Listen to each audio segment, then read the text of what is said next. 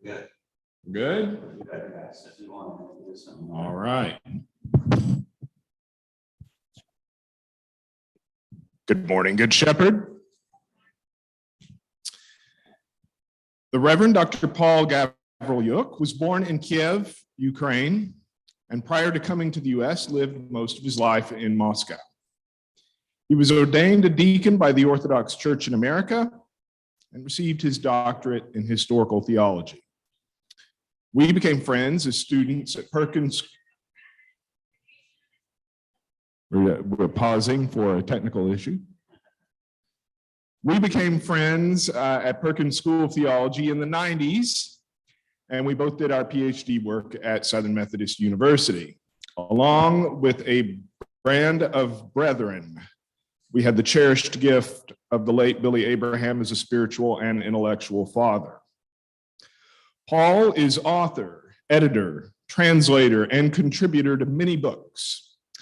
These include important works such as The Suffering of the Impassible God and Spiritual Senses, as well as both scholarly and popular books on Eastern Orthodox theology. He is a leader in Orthodox ecumenism and conciliarism and founder of the charity Rebuild Ukraine. He is the St. Thomas Aquinas Chair of Theology at St. Thomas University in St. Paul, Minnesota. He is a husband and father of two. It is my honor and pleasure to introduce to you my friend, the Reverend Dr. Paul Gavrilyuk. Thank you so much, Derek, for this generous introduction. It's really an honor to be able to address you today. Rebuild Ukraine has been growing precisely by addressing the congregations like yours. Can everybody hear me well? Yes. Wonderful, wonderful. Well, I'm so glad technology is cooperating this morning. So without further ado, let me begin by saying that what I will offer will have a personal element, but then also I will be talking a little bit about the broader historical and political framework. And then finally, we'll offer all of us some concrete ways in which we can individually contribute to peacemaking, really restoration of peace. And what Rebuild Ukraine is fundamentally in business of is saving human lives while there is still time. So I became aware of Putin's invasion of Ukraine seconds into the Russian advancement into Ukraine's territory on February 24th. I can still remember a friend in London warned me about the advancement with the words, "It is happening." I immediately got in touch with my brother in Lithuania, and together we were able to, in the first 30 days of the war, we were able to evacuate more than 100 families, including my own parents and also my brother's parents-in-law. So here you see them outside of their summer home south of Kiev's capital. And this was still during the time already of the bombing. And so the path, the road that would typically take a very quick, low-cost flight in this situation took 6 days and over 6 countries before they reached Lithuania by way of Moldova. And in this particular case, you see them sheltered in a Romanian cottage. And so it was the help and the hospitality of people all around my parents that led me and my brother to the decision that we had a very robust network of young professionals on whom we could rely along the way, and therefore could offer to the people who stayed in the country something of real value. So here you can see my parents, both in their 70s, They're certainly not going to just sit still. And so what they're doing is they are producing ribbons for this enormous camouflage net that you see to the right. And so in the image to the left, they're making ribbons. In the image to the right, it's a huge camouflage net that is used to protect primarily the bunkers in which the soldiers are housed in the forests, and also a net of this size can also, in fact, protect a tank. And this is my 98-year-old great aunt, whom I just visited a few hours ago, because I am stationed right now in Lithuania. I will be leaving in about a week. Also, as you can see, helping to cut the ribbons for the camouflage net. And 98, incidentally, here is not a typographical error. She, in fact, is of venerable age, and if we did not take her out of the country, she would have but most likely would have died out of the dearth of food supplies and medical supplies. So my extended family, and particularly my parents, are fine, but our concern and our preoccupation has been with the millions who have stayed to protect the country, and also with the millions who have become displaced as internal refugees, and also as refugees in Europe and beyond. So I'm going to quickly talk about what led to this horrific war, what's the role of the church in which I was baptized in the process, or specifically its leader, Patriarch Kirill of Moscow, who is the head of the Russian church. I'll say a few words about what's presently happening in Ukraine, and then the implications and how we can make a tangible difference. And so what exactly led Putin to this audacious, and one could say also suicide mission of trying to invade a country of nearly 40 million. It's presently about 32 or 33 million because of the number of people who moved, and a country also that is one of the major traders with the Russian Federation. The reason for that primarily is because Putin could never accept the notion that since 1991, Ukraine has been a sovereign state. Its independence was proclaimed at that time, and surprisingly, almost miraculously, the Soviet Union, read the Russian Empire, collapsed at that point without the drop of blood, and so blood would come afterwards. Putin himself sees himself as the protector of Russian speakers everywhere, and he expected effectively that the Russian speakers will greet the Russian army, I guess, with flowers, and that the victory would be swift, and that the capital of Ukraine will fall in 3 days. And in justice to Putin, it has to be said that also even the best of American and UK intelligence was also suggesting a relatively quick victory. Now, that proved to be an exercise in wishful thinking on the part of Putin and his cronies. And effectively, what is at stake presently is a war that unfortunately has a genocidal intent. And I do not use the words such as genocide or genocidal intent lightly, but the notion here is that the Ukrainian people need to suffer in order to accept Putin's version of reality.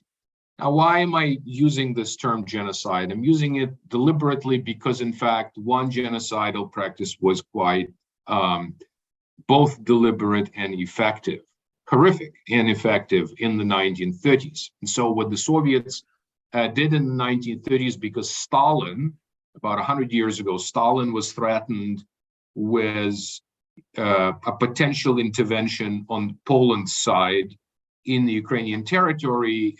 Stalin was concerned that in the political and the economic troubles of the Soviet Union in the 1930s, there was a chance that Ukraine would secede, and the result was a state-orchestrated famine that took away 4 million lives. Now we are fast-tracking to the present, and I think some of you would recognize these images because they're taken from CNN's reports. This is the Ukrainian city of Mariupol just this March, that is to say in 2022, a few months ago. And what you see around this drama theater, you actually see the sign, a large sign saying children on both sides. And it says so in Russian so that the Russian bombers would readily recognize the signs. This, of course, did not deter the Russians from bombing the theater. So this is the theater prior to bombing, and then on the right, you've got the theater after bombing, with the result that several hundred people immediately died in that attack. So we hear, of course, the stories of the liberation of the parts of eastern Ukraine that happened about a week ago. It was a historic and incredible counteroffensive, but what we discover as parts of the country are being liberated is more and more signs of the Russian army's atrocities. And so that is the reason why I use the term genocidal intent. And so you have, for example, these are documented cases of the killing of civilians, in some cases after torture.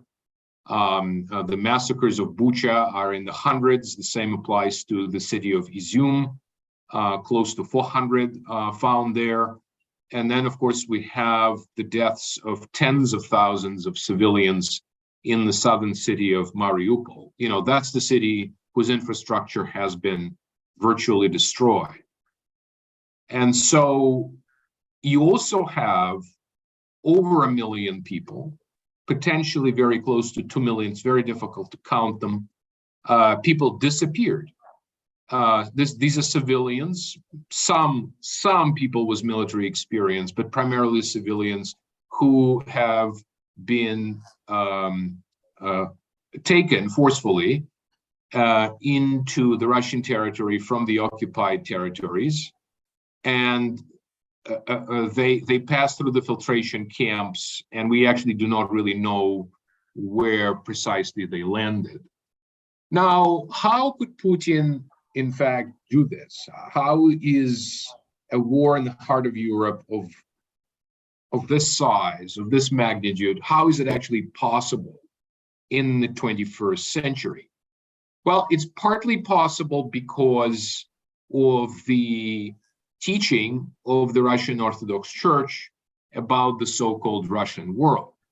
And the principal notion of this teaching is that there is a joint spiritual space of Russia, Ukraine, and Belarus, that they form one people, one nation, that there is no such thing as the Ukrainian language, and that effectively these people are united by their common Orthodox faith.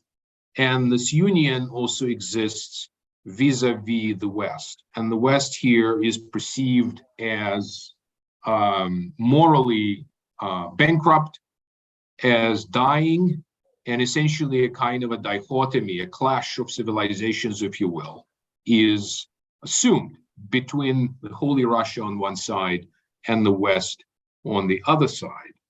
The parameters of the West change, but of course, primarily America is the primary target.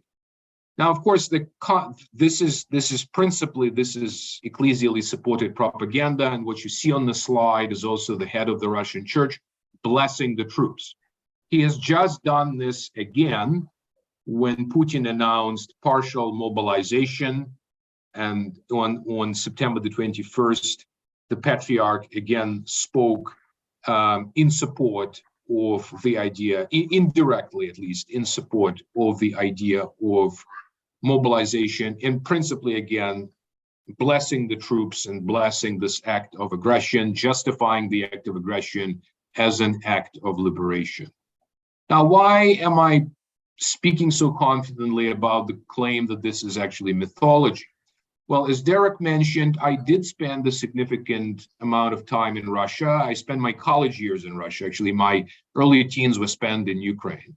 And then after that, I spent about a year in Kiev and shortly thereafter left for the United States. I can tell you from my own experience, and that's the present reality, that Russia remains a very secular country with religious observance or regular church worship engaged. 2 to 5% of the population engage in actual active going to the church on a regular basis. And so, as you know, whatever the numbers are in the West, obviously in the United States, they're in strong double digits still. And that also remains the case for many Western European countries. Now, the final kind of element of this propaganda notion. So the question of who is more or less secular is certainly a murky one, and the kind of moral posturing that Putin has assumed is certainly a form of hypocrisy. Now, there is also a propaganda having to do with the idea that there's a bunch of Nazis in Ukraine. And so that particular notion has been proffered by Putin. But of course, if we look closely, we will discover a very different reality. And that is, Ukraine, in fact, has the only Jewish president presently in Europe. And that is, this face would be familiar to many of you. This is Volodymyr Zelensky. He, in fact, is a Russian-speaking Jew. Let me repeat this. Ukraine, a few years ago, elected in a landslide someone who was, for all practical purposes, politically speaking, a nobody. He was a comedian who played a president, and a president in a popular show, and he actually had to take Ukrainian lessons in order for him to be able to speak Ukrainian well.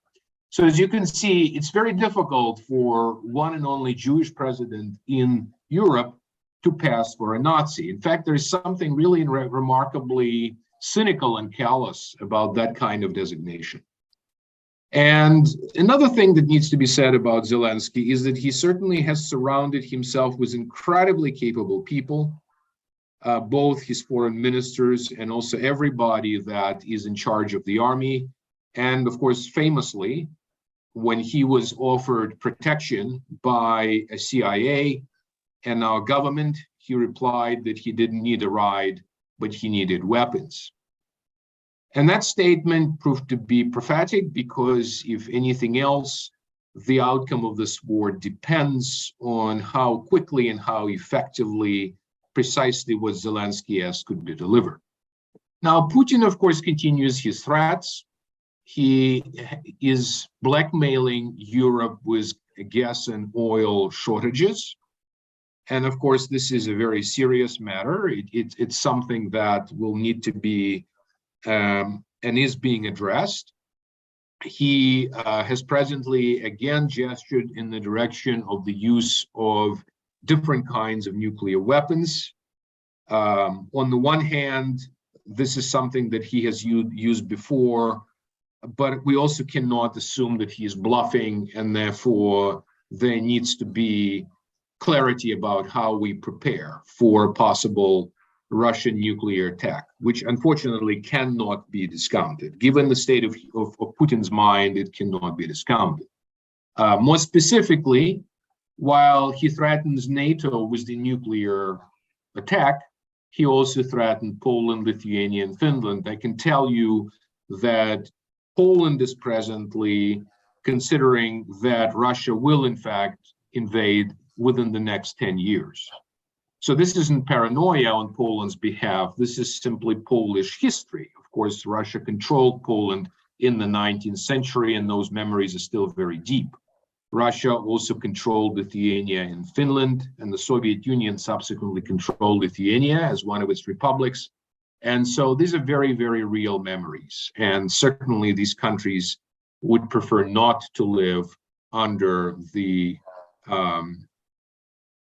power, the thumb of the Russian invaders. And then finally, of course, Putin has also threatened ecological disasters, specifically in the form of the compromise, the destruction of power plants. Now, I base my information, of course, on the mainline sources, but I also base it on the material that is available to me within the country, because we have the ability of contacting at least 70 military units. So we receive a lot of information at source, and also because my brother is in charge of a major social media intelligence company, we're also able to track what we hear in Russia from tens of thousands of sources. Now, this is a friend of mine who still is. He teaches philosophy and philosophy of religion at a local university in Kyiv, but in the very beginning of the war, he decided to take up arms because he remembered that he had a sniper experience. And the reason I mention him is because I also mentioned the threat of specifically compromising of nuclear plants. Well, he was one of the people who liberated the Chernobyl power plant. Some of you might remember that at the very beginning of the war in March, Russians, in fact, controlled 2 power plants. Presently, they control 1, which is a pretty big one. But the second one was the historical Chernobyl. Chernobyl, of course, was also a site of the explosion in 1986. I remember that time quite distinctly because I was a teenager at the time. And that power plant was liberated, but we know that the so-called red forest around the power plant was compromised by the Russian tanks and other things. It's presently, the radiation levels are completely controlled by people, but people who were engaged in its liberation, unfortunately, got radiation poisoning, and my friend was one of them. So he subsequently went back home for rehabilitation. The period of rehabilitation was quite successful, thanks be to God. And what he did, because he could no longer effectively fight and defend his city and his country, he actually sold his library of 10,000 theological volumes so that he could buy bullets. Apparently, bullets for the sniper rifles are quite expensive. So if this is and I want to emphasize, this is my pacifist friend. So he at least originally described himself as a pacifist. If my pacifist friend can sell a library of theological books so that he could buy something with which the country could protect itself, I think that speaks about the spirit of the Ukrainian people to you quite strongly. I think the world's response has been something that Putin didn't expect. I think we certainly presently have a much more united NATO. We have significant supply of British and US intelligence. We also, of course, have increased military aid for Ukraine. And what it has proven especially effective, because I really believe that that technology ultimately, in fact, saves human lives. It's a strange thing to say. How can weapons save lives? Well, because they are precise and because they allow to execute a particular military mission without simply arbitrarily killing off civilians. And so some of you might have heard of HIMAR precision rockets. They've been incredibly effective in this war. And so it's these long-range precision weapons that essentially leave the Russian army without its supplies and also without its command centers and without its centers where they're keeping arms. And so those types of things have been incredibly effectively used by the Ukrainians. This has to do with both the supply of intelligence and also UK and US training. So there is a sense in which NATO is already engaged in the war, but I think it's quite wise to be at least at arm's length from what's happening in Ukraine, because we certainly do not want any kind of anything that could be construed as an invitation to escalation. My main concern is that Russia continues committing acts of terror against civilian infrastructure, and it unfortunately continues to bomb civilian areas. again, this sort of cuts home for us because the person that you see on the right was one of our volunteers. So we have 70 volunteers in Ukraine, and his mission at that point was actually to deliver a used Italian ambulance that we just bought at an auction in Italy. And unfortunately, as he was on his way to Italy, he got killed in the central Ukraine, just in the middle of the day at an auto park. Several Russian bombs destroyed the auto park. About more than 20 civilians died, including Volodymyr. And this is what was left effectively of his documents. But we know that we lost somebody in our network. So this is an ambulance. This is one of the 9 emergency vehicles that we've been blessed to supply to Ukraine. As you can see, I want to be very clear also that as a US-based nonprofit, we are a 401c3. We cannot supply anything lethal, and we do not have any intention of supplying anything lethal. And so any military adjacent things that we supply can only have protective purpose. And as a Christian, I really am very comfortable with that, with those perimeters of our action. It's really for the governments to supply weapons and whatnot, if that's appropriate. What Christians should be in the business of is saving lives. So we actually bought this wonderful, wonderful car at an auction in Italy, as I mentioned. Apparently, once these ambulances are out of commission, despite the fact that it still has tens of thousands of dollars of really great medical equipment and stuff, we were able to buy it for $11,000. And we were also able, the military unit to which we supplied it, or rather the military medics to which we supplied this ambulance, they were able to crowdsource, fundraise about half of it. So what Rebuild Ukraine is presently doing, we are enabling the purchase of these vehicles. Now, you might ask, why would one need these vehicles? Why can't the government, let's say, provide them? Well, the fact of the matter is, because the front line is so broad, because we're still in a very hot stage of the war, many of these vehicles get destroyed. Many of them get claimed, unfortunately, by the, well, satanic and destructive forces of the war. And so because so much of this equipment gets destroyed in the war, it makes little financial sense to supply something new. And so we very cautiously are supplying something used. And once we supply it, we make sure that we maintain it. We have that capacity too. We also, in fact, have the capacity even to armor these vehicles relatively inexpensive. And so what precisely then is critical now? Well, what's critical is, of course, the bringing of medical supplies, and also it's sort of the medical aid that is given in a timely manner. And so the longer the war, the greater is going to be the damage to the infrastructure. And that also means that if that continues into winter, and it's very likely to continue into winter, the greater will be the collateral damage from people who will be dying simply because they do not have housing, and simply do not, because they do not have reliable access to heating and things like that. And so what would it take to end the war quicker? It would have to be some combination of determined action and negotiations. And for that determined action, what's needed, and here I think all military commentators in the United States, I agree with the commentators in the United States that principally say that we need to continue the supply of high precision weapons.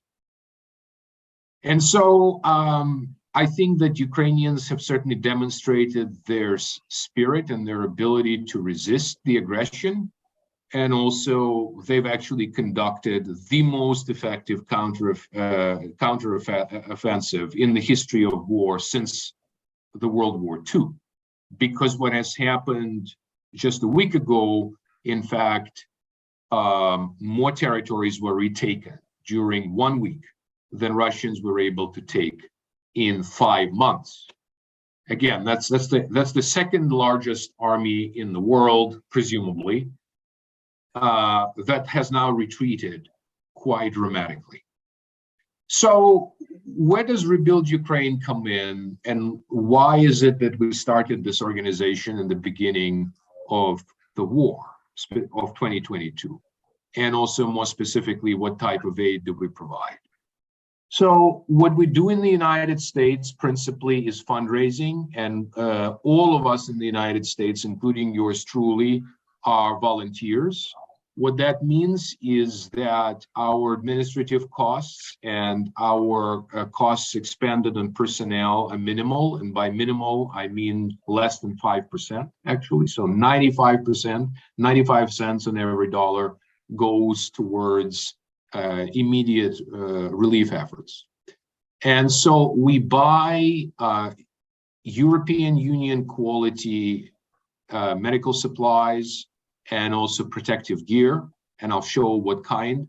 And then we set in Lithuania, and then we have the ability to deliver those supplies very often. For example, being able to save the value-added tax of 22%, which is very high in Europe, through the Ukrainian border to Ternopil. And then from that Ukrainian city of Ternopil in Western Ukraine, we're able to send humanitarian aid to 70 locations.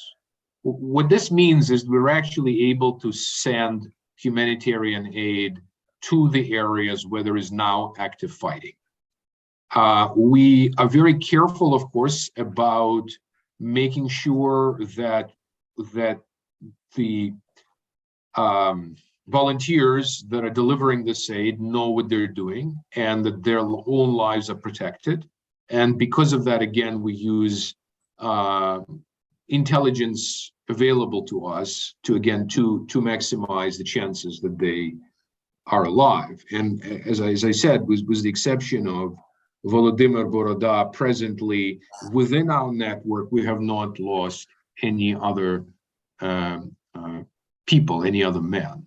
So on the board of directors here in the United States, we are incorporated in the United States, and obviously all the accountability structures, transparency and other things, all of this is something that is done with the standards that are applied to nonprofits in the States. And primarily the board consists of prominent business people and educators. So also a considerable number of just wonderful professionals who are volunteers. We have 6 staffers in Ukraine. So what that also means that we are also able to provide in a limited manner, but we're able also to provide jobs in the country. And I think that's not unimportant given the massive disruption of the Ukrainian economy. You think our economy is a mess, well, think twice, because in this situation, you really are talking about the shrinking of Ukrainian economy by at least 25%, possibly even by 50% as a result of the war. So we've been blessed to raise close to $500,000, and I will continue doing what I'm doing. I really feel called to do what I'm doing as long as we remain effective. We're nimble, we're reliable, and we're transparent. And when I say that we're transparent, this means that we are providing end user verification. In other words, through our newsletters and on our social media, what we post are actual people who are receiving our aid. And we rely on the network, pre-existent network of trained professionals who have their own businesses in peacetime, and presently have felt called to be volunteers because they know that if they simply continue business as usual, they simply won't have the country even when they want to return to their day-to-day chores activities. We also have first-class social media intelligence, and I could respond, for example, to questions having to do with the implications of the limited mobilization that Putin announced just on September the 21st, because we have some interesting data on that. So what are we also trying to do? We're basically trying to provide the products that have the highest chance of saving human lives per dollar spent. So we think about this as a small businessman would think about an investment, only at on the end of it effectively is a human life saved. It's not a profit, but a human life saved. Or rather, I measure, if you will, my own life in tourniquets. And tourniquets are these special bandages that that prevent intense bleeding. So you see these tourniquets in these bundles. There's about over 2,000 of them actually in these bags. This is how a tourniquet looks on a soldier's arm. And so what it does, it internally prevents, it cuts off the blood supply, and so it has the ability to stop bleeding. And if it's applied appropriately, and it's not that difficult, then you've got 2 or 3 hours to deliver that particular wounded person to an area where the person could be offered more professional medical help. And so our tourniquets are essentially US Generation 7. They're very high quality, but we can buy them cheaper, and we can fully deliver them for, as I point out here, for $25. We've provided more than 8,000 of them, as you can see, piles of them. In addition to that, we've also been providing hemostatic gauzes. And these are essentially bandages or gauzes that you apply externally. So there is, again, a wound that needs to be treated externally, that needs to be disinfected, that needs to be also pain control types of issues, disinfection, and also prevention of bleeding. So we're trying to provide a more or less total solution for the military units that we're supplying. Again, you might be asking yourselves the question, isn't this something that the government needs to be engaged in? And my answer is absolutely. The government is engaged in these activities. It's just that the Ukrainian army presently is, the official numbers are 700,000. The unofficial numbers are very, very close to 1 million by the time you count on all volunteers. It simply is very difficult for the government to be able to respond effectively to all of those situations. Because we have intelligence for who needs what, we supply only the things that the people actually need. We do not supply simply the things that donors feel the desire to give, but specifically the types of things that people need. And we know that effectively what we provide saves lives. So for example, more than 100 people were wounded in this particular attack on the town of Chertkiv. 20 of them required the application of tourniquets, and all 20, I am grateful to Providence, and I'm happy to report, were effectively saved specifically with our tourniquets. We're also supplying medications. Specifically, there's a significant number of people with thyroid hormone deficiency. So we've been able to supply German-made medications. We're also supplying medications for high blood pressure and also kind of basic over-the-counter drugs in the areas where there are drug shortages. So what have we learned, for example, from the data of the territories that have just been liberated in the counteroffensive? It's the fact that very often the elderly die not because they are subjected to maltreatment. They don't die necessarily because the Russian army harasses them, but they die simply because of the dearth of food supplies and also the shortage of medical supplies. So what we've been able to do, I mean, imagine a situation where, I, for example, am using, a dose of medication for my hypertension. So imagine I'm going to refill my hypertension meds, going to a local pharmacy, and lo and behold, that pharmacy was actually blown up to pieces a week ago. That's a real situation. More than 100 pharmacies were actually destroyed in Ukraine. And then I try another pharmacy, because another pharmacy is just a couple of blocks from it. And in fact, that pharmacy simply doesn't have anything, because the road, the supply route to that pharmacy also has just been destroyed. So these are the types of things that we're doing. We've expanded also the program with medical supplies, emergency medical supplies, and we're now also supplying individual first aid kits.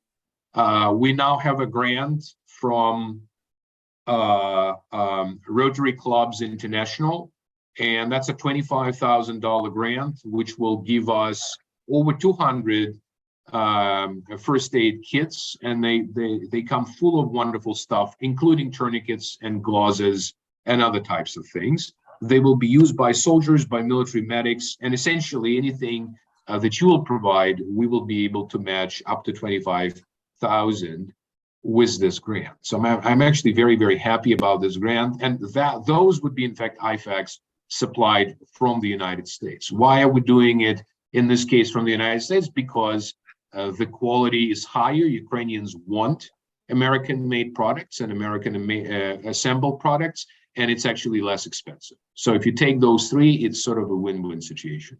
What you have on the wall, in addition to the flags, you also have letters of thanks from different military units for different things that we've supplied. And so because we service 70 units, many of them felt the desire to say a few words. On the left is yours truly. I was sort of checking the kinds of things that we're supplying, including camo gear and these binoculars. On the right, so on the left, I am in Lithuania in our warehouse. On the right is the same, exactly the same binoculars, and everything else that you see on that soldier was supplied by us. Again, non-lethal material, and we were able to deliver that within less than a week. So when I say that we're nimble and we're fast, I really mean it, meaning that we are able to work very fast, especially when that type of speed, that kind of alacrity is something that is desirable. So everything that you see on this gentleman, who, by the way, he's a construction engineer slash small business owner. He's my age, 50. At the beginning of the war, he enlisted as a volunteer to defend his country. So everything you see on him, we've supplied at the beginning of the war. And of course, there are hundreds of people. You might have heard the name of Bucha, and that's the place of Russian atrocities. So lots of people, of course, know about atrocities and the horror that was committed in Bucha at the beginning of the war. It's a suburb of, it's a suburb of Kyiv. So imagine, for example, that one of the suburbs of Dallas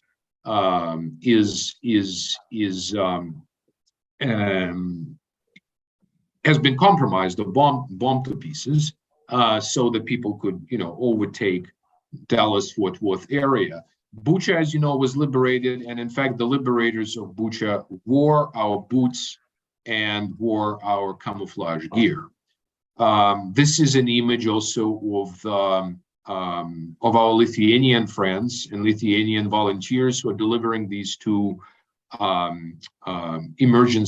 these vehicles that subsequently are tuned up and they serve for the army. And so this is an actual real soldier, and the vehicle that you see, it's a used SUV. It's been supplied by us. So I've already shown this particular vehicle, and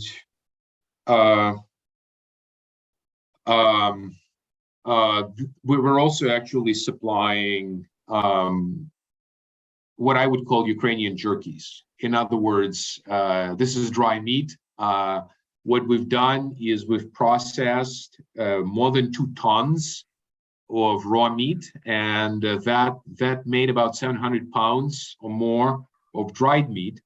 And I've actually tried it, and it's actually quite tasty. But the crucial thing here is that this is indispensable, proves indispensable for drivers, for medics, and also for soldiers stationed in the forests and other places where often this is also a matter of life and death, because if you don't have to go to a local village for resupply of food, that also means that you're minimizing your chances of being found by a Russian reconnaissance drone.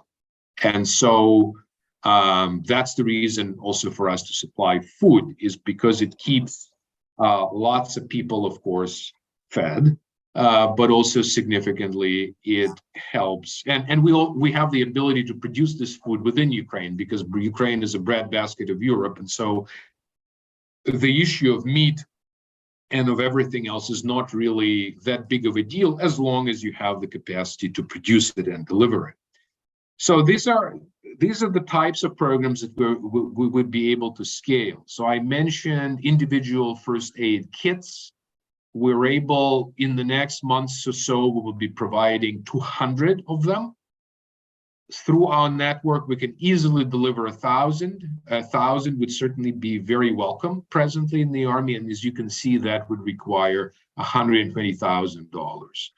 With medical and food supplies, again, all of this material is scalable to approximately 100,000. We probably would not need more. This is more than enough, and I think until the end of winter, until the end of this year, this would be a very, very good goal to achieve.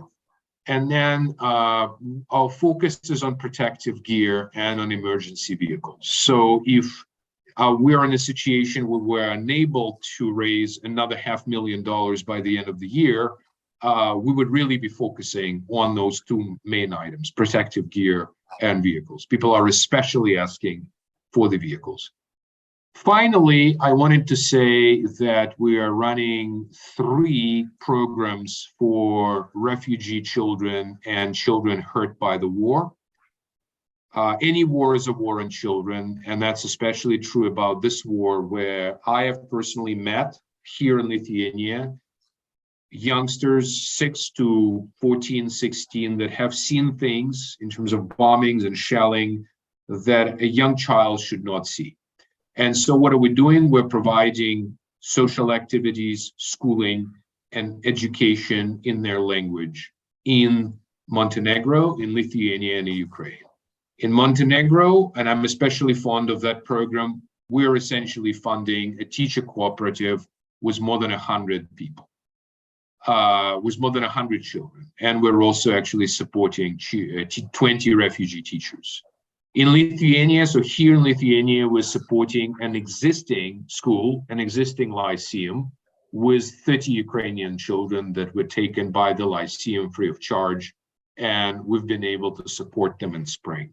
We hope to support them in the fall, but they've been very generous and not really asking for much. So presently, we're not prioritizing this, but it'd be great if we could also support children here. Why are we concentrating on the schools that, for example, this is a private school? Because it has the capacity to provide classes in English and in Ukrainian, and classes in Lithuanian would simply be tough for children. We're also providing rehabilitation and therapy for internally displaced children, and the way we select them is simply they have to be from the families that either lost housing or lost one of the parents, or one of the parents is actually fighting in the war. So veteran families. And so we've now been able to send, so this is a group of about 10 children. We've now been able to send 3 groups to various camps. You can think of them as recreation camps, but again, they're providing much more.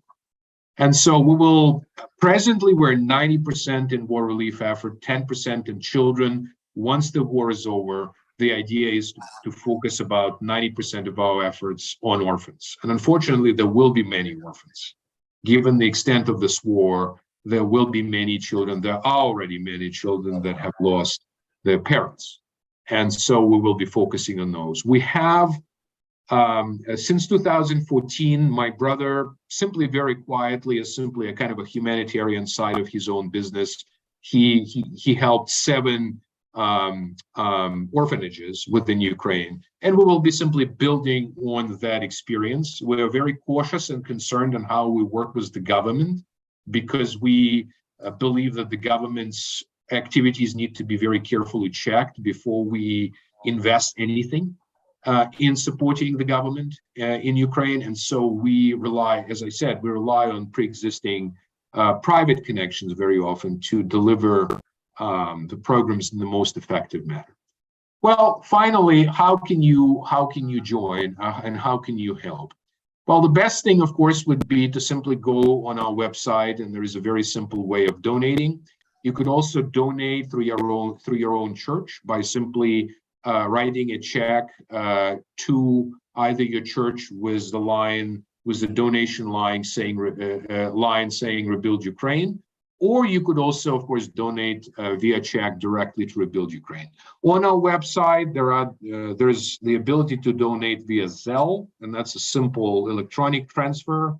There's no fee for that, and then there's also a very modest fee for donations by PayPal, and PayPal, I guess, is probably the most convenient. You could become our ambassador, and it's a very simple process.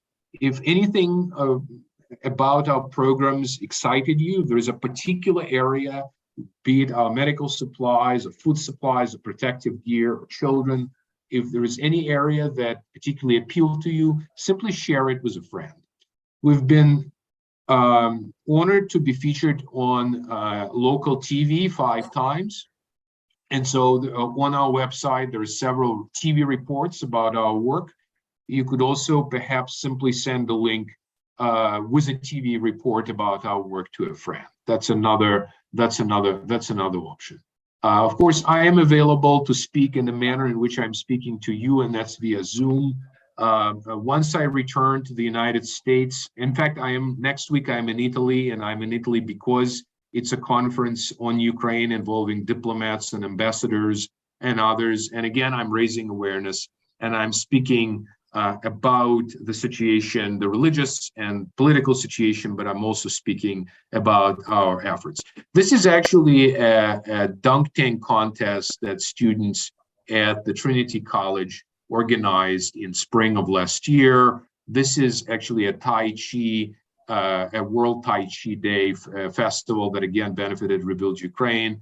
We've been helped by local artistic art exhibits and art galleries, and as you can see, the list of religious communities and churches that have helped us is continually growing. And so I'm especially appreciative of your time and your interest and your attention to what is presently happening. I think certainly it's something that everybody in the civilized world should be concerned about at the moment, and we need to do everything in our power to ultimately stop this war, minimize the cost of human lives, and simply just do what